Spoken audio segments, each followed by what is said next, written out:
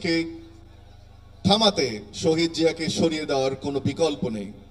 অত্যন্ত বেদনাবহুল একটি দিন 1981 সালের 30শে মে, যখন আমরা আমাদের প্রিয় নেতা প্রেসিডেন্ট জিয়াউর রহমানকে হারিয়েছি। শহীদ প্রেসিডেন্ট জিয়াউর রহমানের হত্যাকাণ্ডের পর বিএনপির আলোকবর্তিকা হিসেবে আবির্ভূত হয়েছিলেন একজন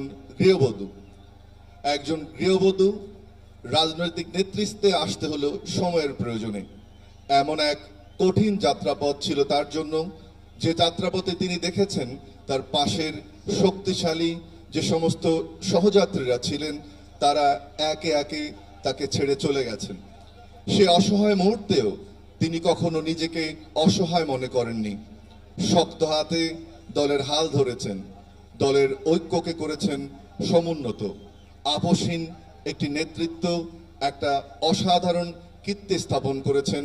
স্বমহিমায় তিনি হয়েছেন দেশনেত্রী, যার মধ্য দিয়ে এরশাদের শক্তির বিরুদ্ধে সবচাইতে সোচ্চার কণ্ঠ হিসেবে 1986 সালের সত্যিকারের আপসহীন নেত্রী হিসেবে তিনি নিজেকে প্রমাণ করেছেন, যখন তার অপর দুই সহযাত্রী আওয়ামী লীগ এবং জামায়াত ইসলামী এরশাদের প্রভাবে তখন নির্বাচনে অংশগ্রহণ করে জাতীয় বেঈমানের তকমা নিজেদের কপালে লিখে নিয়েছিল।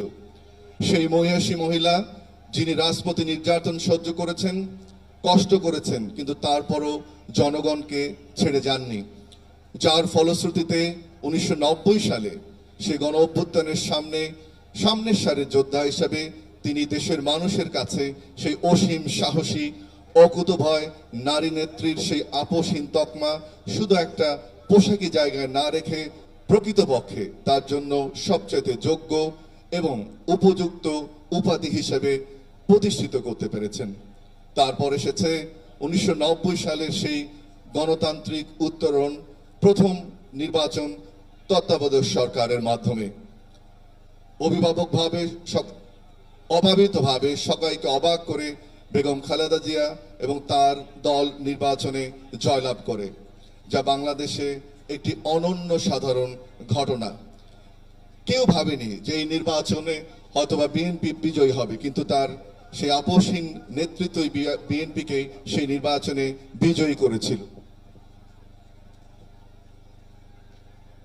বাংলাদেশের ইতিহাসে আমরা অনেকেই স্বাধীনতার ধারক এবং বাহক বলতে শুনি, কিন্তু আমাদের জানা নেই যে বাংলাদেশের সেই বিখ্যাত স্মৃতিধন্য যে জায়গা আমরা মনে করি আমাদের সাভারের জাতীয় স্মৃতিসৌধ, সেটি সৃষ্টি হয়েছিল বিএনপির হাত ধরে।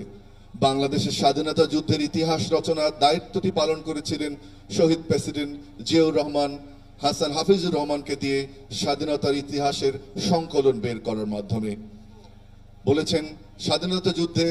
কেউ বলেছেন স্বাধীনতা যুদ্ধ তাদের একচেটিয়া সম্পত্তি, কিন্তু বিএনপি বুঝিয়ে দিয়েছে স্বাধীনতা পদক প্রবর্তন করে, 21শে পদক প্রবর্তন করে যে মুক্তিযুদ্ধের সবচেয়ে বড় ধারক বাহকের দল হচ্ছে বিএনপি, যেটির নেতৃত্বে ছিলেন শহীদ জিয়া এবং খালেদা জিয়া।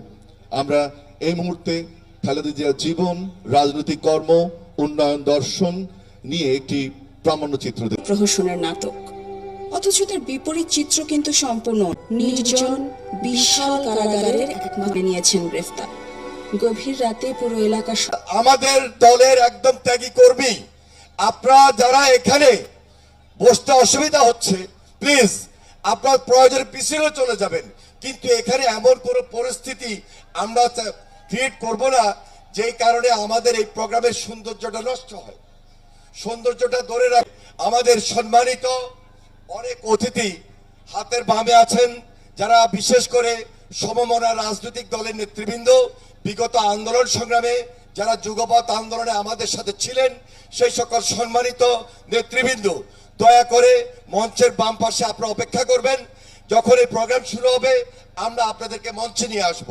আপনারা কেউ কিছু মনে করবেন না, কারণ এই প্রোগ্রাম চালাতে গিয়ে, প্রোগ্রামটাকে সফল এবং সার্থক করে তুলতে গিয়ে স্বাভাবিক কারণেই কিছুটা হলো বিশৃঙ্খলা দেখা দিতে পারে। তারপরও আমি অনুরোধ করব আমাদের ছাত্র ভাই, আমাদের যুব দলের তরুণ যুবক যারা রয়েছেন, আমরা সামনে মঞ্চের সামনে খুব স্পেসিফিকলি বলছি যে আমরা দলের ত্যাগী কর্মী, মঞ্চের ডান দিকে প্লিজ, মঞ্চের ডান দিকে আমি দেখতেছি।